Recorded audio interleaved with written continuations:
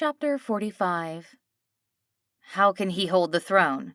He is human and without magic. The voice came out of the crowd of remaining royals. It was just the loudest of the voices that had overcome their shock and were now screaming for attention. However, the voices became background noise as Alicia followed her son. He had slipped out of her hands, sidestepped the body, and was already headed up to the stage. When they arrived, Cedar held Retta in his arms. Alicia froze at the sight of tears running down Cedar's face. Kenny slid up next to Retta and held his hand. He closed his eyes and grew very still. Alicia stood over the three males, at a loss for how to help. She stood twisting her hands, looking for signs of improvement. "It's not so bad, I think." Kenny looked up to Cedar as if for approval. "I don't have healing magic. I can't help." The words came out as a curse. When Cedar saw Kenny flinch back, he softened his tone. "What does it feel like?" "I think I can help." Alicia recognized the voice as the Count. She watched as he walked onto the stage slowly, as if he were afraid that Alicia would not let him pass. He was dressed in a bright green silk robe with a rainbow-feathered bird embroidered across the back. Unlike most of the other elves, he still looked well put together, as if he had prepared for what was coming. "I am a healer, although I am much better at using my powers to, shall I say, impact people's emotional state rather than actually healing. I can help the boy to know what he is seeing so he does not end up hurting your friend." It took Alicia a moment to realize that he was waiting for her permission to pass. Her mind was stuck on how he just admitted to using his powers. Was that allowed? "He was my friend as well." The Count's voice was so quiet that Alicia could barely make out the words. Finally, she nodded and let him pass. He knelt down next to her son and started whispering directions. It hit Alicia suddenly how quiet the room had gotten. She looked out. Standing in the spotlight, the people appeared as no more than silhouettes. Their shadow forms seemed unmoving and focused on her son. They clung together, arms wrapped around each other until they were entwined lumps.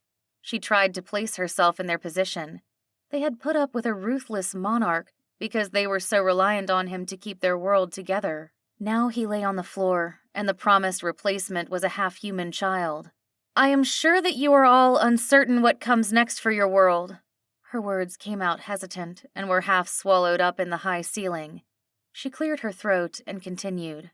"I know you had a strong ruler, a ruler of royal blood, to keep your land together. My son has already shown strong ability in all three elven magics. He can use illusionary magic, he can use earth magic, and as you are witnessing, he can use healing magic. As the mother of the prince, I claim regency." The crowd stirred slightly at this, but Alicia talked over the commotion. "Once I marry, I will help my son fix the many wounds created by your former king. We cannot bring back the lives that the king already took, but we can ensure that everyone will receive a fair trial and that we can bring back the glory of the in-between." As she finished speaking, she felt a presence at her back. She turned to see the Count escorting her son, who was trying to hold back a yawn. "You all know me," the Count said. "You know that I am quite fond of dramatics. In that spirit, I would like to present to you the proof of your new king's healing ability." Cedar helped Retta up, keeping one arm around him as they walked in front of the group. When they arrived, Retta took a step away from Cedar so that he was standing on his own. He looked alive. The bright red bruising was gone, replaced by a more yellowish tone, like the bruises had had days to heal. His face, still covered in dried blood, looked healed, all except for the missing ear. "Not much to be done for something that is missing," the Count whispered to Alicia before turning back to the crowd.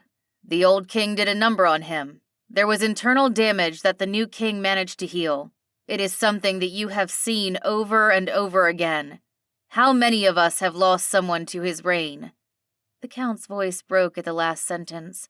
Alicia wondered who he had lost. "How do we know you didn't heal him?" The voice came from one of the shadowed elves. The Count let out a hearty laugh before replying. "Anyone who knows me would know that I would be living a grand life as a healer if I had that capacity. Being a count is fine and all, but nothing compared to a high healer's life." There were a few chuckles that carried up from the crowd, but they were overshadowed by another voice. "Can he really summon all three magics?" another voice asked. Alicia turned and looked at her son. He seemed about ready to fall asleep standing, but he gave his mother a nod. The room erupted in shouts, and Alicia turned to find a red serpent dragon swooping through the crowd. It rose to the ceiling and let out a breath of fire, illuminating the room. The elves were darting behind the bar, fleeing out the door, and some were taking cover under other elves. "That is enough," Alicia said to her son. "Besides, I don't think those kinds of dragons breathe fire." Kenny gave her a sheepish grin, and the dragon vanished out of existence. The screaming stopped, but the elves, shadows again, stayed in their place. "Do you think we can do something about the lighting?" Alicia asked the Count. However, as soon as the words were out of her mouth, small orbs of light started hovering in the air. "You are doing that?" The Count turned towards Kenny. "That is amazing. I didn't even know that light could be an illusion." The Count seemed to gather himself and then turned his attention back towards the crowd. "I think we have established that the new king is very capable of illusionary magic. Now then, what about earth magic?" "I don't think that is such a great idea," Cedar said. "I assure you that the king is very capable of earth magic. It is probably best not to have him cause an earthquake until he has gained control over his powers a bit more." "It's okay," Kenny said. "I promise I won't make the ground shake that much." As soon as the words left his mouth, the ground began to shake. Alicia felt herself struggling to stay standing as the stage lurched back and forth, threatening to buckle. "That's enough," Alicia said. Cedar reached out and laid his hand on Kenny's shoulder, and the ground began to settle again. Alicia's stomach continued protesting at the movement. While she was trying to breathe and focus, she realized that the Count was staring up at the ceiling. She followed his gaze, but all she saw were the lights that her son had already created. "He managed to keep an illusion spell while using earth magic," the Count said, his voice full of awe. His words must have been heard by those closest to the stage, because a murmur seemed to go through the crowd, and soon they were all talking and gesturing wildly. "I have been traveling with the king and the regent for a while now." Cedar's deep voice cut through the crowd. "I provided training to help him gain some control, but this is just the start of his powers. His human blood seems to amplify the elven magic, giving us the most powerful magic user we have seen in generations. I cannot tell you how it is possible that we have a half-elf for a king. All I know is that I am grateful. Finally, we have someone on the throne who can make our kingdom prosper. Long live the king!" The shout came from the Count, but it was carried up quickly by the crowd until the room was full of cheers. Alicia tried to stand tall in front of the people, while Kenny, standing in front of her, was just trying not to fall asleep. She looked out to the crowd, making sure to let each person know that they were seen, while actively trying to avoid the old king's body, lifeless on the ground. Alicia let the chanting continue for a few moments before she cut in. "Go back to your homes," she said. "The tyrant's rule has ended. It is time to prepare for a new king. We will announce the death of the king in 1 hour at the palace, back in the in-between." A few of the elves slipped out through the doors, but the majority stood around in confusion. Alicia looked back at her group, uncertain how to proceed. "Most of these elves don't have illusionary magic," the Count said. "The few that do are not powerful enough to cross back without any entry point. The nearest one is a few miles away." "How did they all get here, then?" Alicia asked. "Most were escorted by the king's personal guards." "Can you arrange to get them all home? Maybe put them in groups with someone who can shift them home? See if the guards left their vehicles outside when they ran." The Count gave her a nod, and then gave Kenny a small bow before leaving the stage. He walked to the first group of elves and started issuing commands. Cedar gave a brief bow to Kenny and then left to help. Retta was standing with one hand clutched to the back of the makeshift throne. "Why don't you sit while we wait and make sure everybody gets back safely?" Alicia said. "I'm fine," Retta said.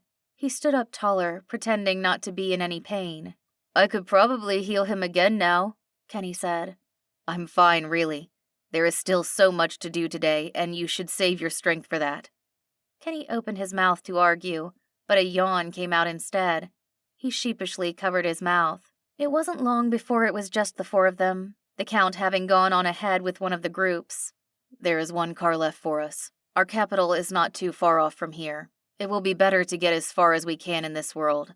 There is a doorway near the royal house that I know about. I will send someone back to clean this place up." After they walked off the stage, Alicia picked up her son, letting him rest on her shoulder. His legs dangled past her knees, and he weighed more than she remembered, but she needed to know that he was okay. It wasn't until they made it outside, the sun hitting their face for the first time in days, that it really hit her that they made it. Her son was finally safe. Now he just needed to figure out how to run a kingdom